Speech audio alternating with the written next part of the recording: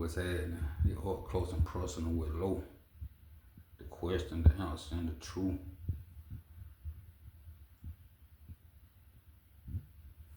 I was 18 years old and got sentenced to 15 years, no commercial break. But I was the type of street nigga that didn't know how to kill. I don't know if I wasn't taught or if I just didn't learn it, but my level of caring was really zero. Like I ain't really consider nothing. Like everything. I guess I thought like was the game. And I really ain't changed till I was like 11, 12 years in. Other than that, I was still stuck on stupid. I guess you gotta get tired of doing something before you could do something else. And when you tired of being broke, you'll start getting you some money, saving you some money. Like, you just gotta get tired of doing it. A lot of niggas, I ain't even gonna say they misled, because once you reach a certain age, you start developing your own mindset.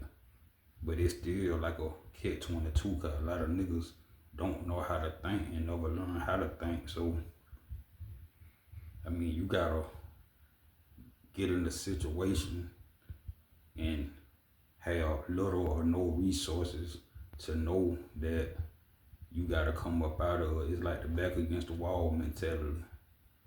You know what I'm saying? Faced with an issue that just like the people who built cars, we riding around now because somebody else got tired of walking. See what I'm saying? So it get deeper than that, but 18 years old, hit with an armed robbery, and I ain't consider it. Like, I'm in the street doing a little this, little that, selling a little weed, selling a little hard, this, that, nothing major. So even when the judge gave me the time, I was too stupid to realize what it meant. How Plies said on that real testament, young nigga don't even know what all that time mean. That true. And my first count was West State Prison, the Waycross, Georgia. I was a younger nigga there until they officially shut Alto Prison down like the beginning of 2026. Then, you know, they spit all them up, but for about a good, I say about 4 months, I was a younger nigga there. And I did little talking and a lot of listening. That's how I learned to decipher. Like, you know, I learned to decipher different things that people do, how they move, how they rock. And I know you probably heard people talk about prison, this, that, and the third. But when I first went in at 18, I think it was more structured. Like, people took better care of themselves. Like, that meth hit the chain gang probably about where I first came around in probably about 2012. But from 05 to 2012, it was a different energy. Now that meth don't hit. Yeah. If you asking me, I'm gonna say any hope that niggas had of shaking back and coming out better on some grown man shit, boss shit, whatever you want to call it, they pretty much over with, especially them niggas dipping and dabbing in that milk. Me personally, I would've did weed and cigarette. And I was taking Benadryl to help me sleep. I take them now. But I came home 2020. I was 18 when I left, 33 when I got back. But going in, I guess you could say I had a closed mind, cause I'm gonna put it like this. You know how niggas on Front 48, how niggas, it's like they on that type of time, whatever you with, they with, then they get in the interrogation room and cry. That's the reality of it.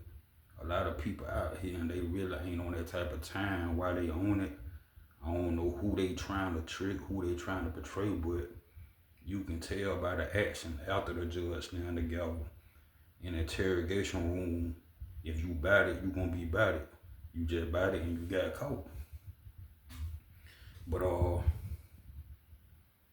even from the time I got caught to the time I got sentenced, like I say, I don't what type of time I was on, but I ain't care. I knew what came with the street, and I was 100% vested in the street, which is stupid. But I ain't care. But when I turned around and seen my mama crying, I guess the man I am now tried to tap into the young boy I was then because I was hurt for her. But I still didn't understand what was about to happen, that I'm leaving her to be out here by herself trying to figure it out, leaving my daddy. I lost a grandma in there, I lost a granddad in there. Like, everything just went left. Everybody don't, you hear some niggas saying they went in, they got the pack, they were able to do this. I ain't get no pack, I ain't catch no mule, but I was alright because the little common sense I did possess, I was able to maneuver and take the stuff I did have and network.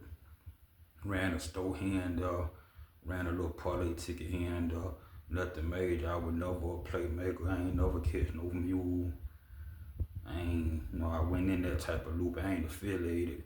Not saying that you gotta be affiliated to get into that, but it just, once I came into me, probably like, I say 2000, I'm gonna say right at 2017, and really when I tapped into who I could have been if I would never out here selling myself short. So 2017, I'm still in the bar. But I think I came into the realization that everything I went through, it was because of the choices I made, how I looked at things, how I perceived things, how I responded to things. But prison, unless you innocent, that what comes with the game we play. And like I said, I was 100% vested with the so-called street code, whether everybody agreed to it and abided about it or not. I was 100% vested. Like, if I rock with you, I rock with you. And the loyalty went with me and you, or me and my clique. Anybody outside of that, I really ain't care about you. And it wasn't that personal. You got your cliques, you got your homeboys, and then you got the other side, you know what I'm saying? But I learned how to think in prison. And once I started cultivating my thought process, learning how to actually think, cause a lot of people, even out in society now, a lot of people are just, it's a systematic, like whether you get up and go do this, whether, I'm gonna use this for an example. I know you probably don't heard people say, well, next week I'm gonna start doing this, and they don't do it. They don't start doing it. Or new year, I'm gonna start doing this. I'm gonna start doing this, and 3 years later they ain't started what they said they were gonna start, and they ain't stopped what they said they were gonna stop. And it's like trigonometry, or how you say it, like lying to yourself become a disease, and it grow within you to where you don't know it, but you ain't even taking yourself serious. Because after you don't been through certain things and you don't figure out certain things, whether you figure it out to the best of your ability, you gotta understand right now, to get ahead or to put yourself in a better situation, there are things you can do. You see what I'm saying? Everything we want to do, there are things we can do to obtain it. There are things we have to stop doing to increase the chances of attaining it. And one thing I used to focus on once I came into how to think, how to process my thoughts, how to meditate, just how to, cause sometimes you just gotta stop. You know what I'm saying? Sometimes you just gotta stop, lay out all the things you got going on, the things you want going on, and you gotta know how to categorize them. See what I'm saying? But one thing that used to get me when people say, if I knew then what I know now. All right, if we're gonna bring it into content, if you didn't know it then, okay, we ain't even gonna hold you accountable. You didn't know it, but you say you know it now. So once you declare that if I knew then what I know now, that means you have became aware of something. So if you know it now, you should be able to put the pieces of the puzzle together and maneuver a little better to put yourself in a better situation. But that goes back to what I said a minute ago. People don't start lying to themselves, and whether somebody who you talking to, whether they believe it or not, is irrelevant. It's because it falls back on what you know. See what I'm saying? You know what you gonna do. You know what you ain't gonna do, regardless of who you flexing for, who you fronting for. Like once you start lying to yourself, I'ma just say if you got an arm on you, once you lie to yourself and you accept that lie. Like if I said, what the day is? What the day, Monday? Okay, let's just say if I say, oh yeah man, Friday, I'ma start working out. And then Friday coming on, start working out. A piece of my armor just got cracked. You know what I'm saying? So now, mentally, I'm a liability to myself because I just declared Monday that Friday I was gonna start working out, and Friday came and I ain't do that. But it get deeper than that. But anyway, 18 in prison. I guess you could say I was asleep. It's like, I'm there, I'm aware, I'm going through the motion, but I ain't no like me dude that don't been locked up longer than I've been alive. Just the day-to-day functions of chain gang.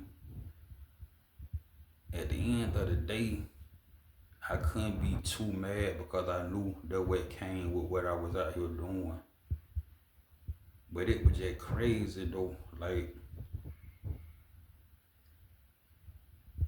I guess you could say, I could say prison wasn't too bad because like when you out here in the street, that's what you it's like you running the finish line. But when you in the street, the finish line is chain gang or the grade. So when I got there, it was like, okay, I'm finally here. You see what I'm saying? But it'll sound crazy to you, especially if you ain't in the street, which I hope you not, because the streets are different. The streets are different, man. And I sit back now and I ride through the areas I used to be in, ripping and running. The stuff that I don't did this and I ride through there. I still see people out and about. But when I ride through that, my mindset be like, damn, I was out here. I was 100% vested in this shit. And now I can't believe myself. It like me now, if I could sit back and talk to the 18-year-old me, or cause I was like from 16 to 18 when I got locked up, it was like I'm all in. All in back then was all gas, no break. Now I was all in, but when I ride through them area, man, I look, I just be like, damn. But even though I went to China, I did 15, I can't regret it. I can't regret none of the choices. Like they say if you could change something, would you? And me, I really can't because the mindset I got now is better than the mindset I had then. And if I want to never crash when I crashed and went through what I went through, I probably still be a lot called. Cause like I say, I didn't change till I was about 11, 12 years in.